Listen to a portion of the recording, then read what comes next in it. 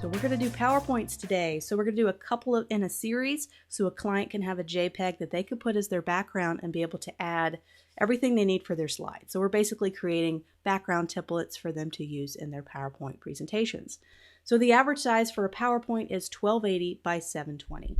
So I just opened up a 1280 by 720 document, and I also made it 300 DPI because I believe you never know if a screen that is displaying at the conference is a high resolution monitor or a high resolution projector. So I always do things in 300 DPI as digital, and less file size is a problem, as you're seeing.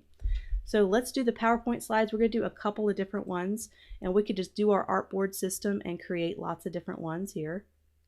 So I'm just going to click on this addition sign, and we're going to do 3 different types.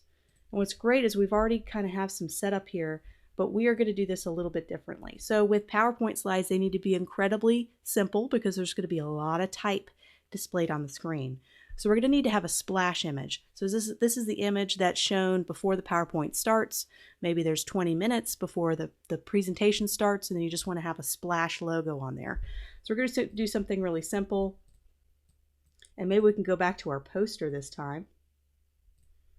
We're going to just start dragging in some elements we're going to need. We want the logo front and center because that's, kind of the conference they're at. So the logo is going to be nice, big, front and center. This is the splash page. There's not going to be a lot of other type on here.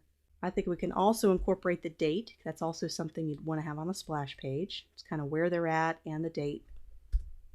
But we don't want it to overwhelm the logo either. The logo is the #1 important thing for the splash page.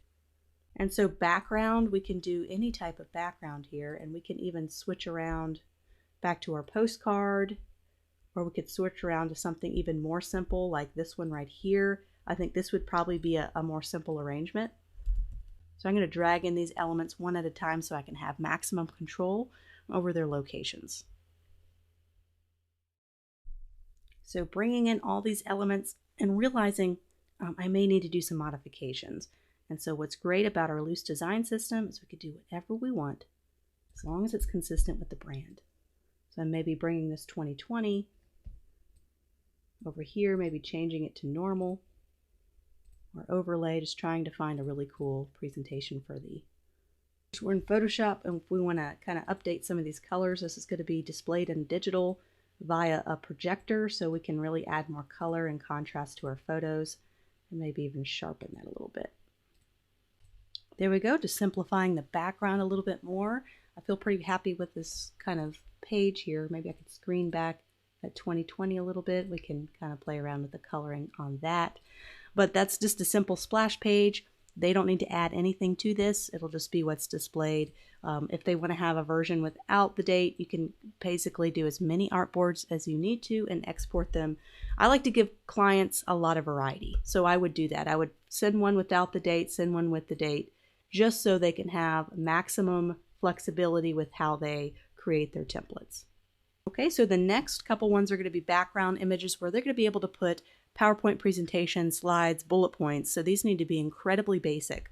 So it could just be a matter of dragging this down and then just creating a solid color in the background. Has to be incredibly basic. And we want to have a watermark for our logo. And what we might need to do is get a horizontal version of the logo, because we can bring this down as a watermark and bring it down probably about that size. You don't want it to take up too much of the PowerPoint. And we can have this as a watermark, but I'm not really seeing it quite as well. It's not quite as readable. So we might need to get a different arrangement for our logo. Well, thank goodness we already created that. We have it right here. And we also have a version for our postcard that we use that already has like this white kind of background on it. So we can just shift this down and bring this over as a shape. I just think the horizontal version will lend itself a little bit better in this tighter space. And we don't have to worry about bleed or edges. This is a digital document, so what you see is what they're going to see, which is kind of refreshing. So that doesn't take up a whole lot of space. They'll always have the watermark there. And we can switch out the color, so we can do one that's orange, one that's red, so they can have max flexibility on the presentation. If they have a certain breakout speaker and they want to do color coded, so this breakout speaker is orange, then you know they can have an orange background. So you can replicate this and do orange and do all the different colors. But notice how simple this is, and I might even need to screen this back a little bit. And you might want to put type on top to see how readable it is, just to do a test. Because what we may have to do is reduce the opacity on the background so it's even more subtle and a little bit less of an issue.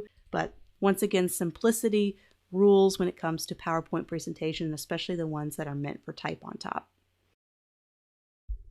So it's always nice to do a variety of background images where type can go, because they may want to switch it up.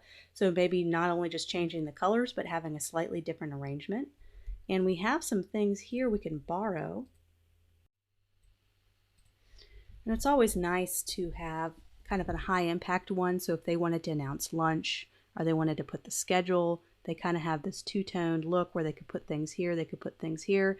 And this is something you'll have to go back and forth with the client and see what specific background images they would like to have, but just kind of providing as many as you can, as many colors as you can if it's a colorful kind of theme, just to give them everything they need to be able to use. They don't have to come back to you and say, I need this and this. You kind of giving them, you know, usually anywhere from 10 to 15 different backgrounds is kind of the average I do for a conference.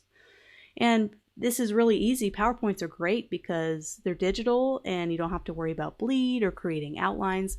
It's going to just be a simple save as. You don't have to worry about restrictions with file size. So we're going to do a export as. So this will export all the artboards individually. And if you don't have the artboard system because you have an older version of Photoshop, that's okay. You're just going to have to export each individual Photoshop or each individual PowerPoint slide as a separate JPEG. So you'll have probably 10 different PowerPoint slides and 10 different files. So that's why the artboard system is so helpful. One of the reasons why it's worth upgrading sometimes, especially if you're doing this professionally, to upgrade to the latest software. So I'm just doing a JPEG and we're just keeping everything as is. We're going to go ahead and export all, and we're going to have all three of them ready to go.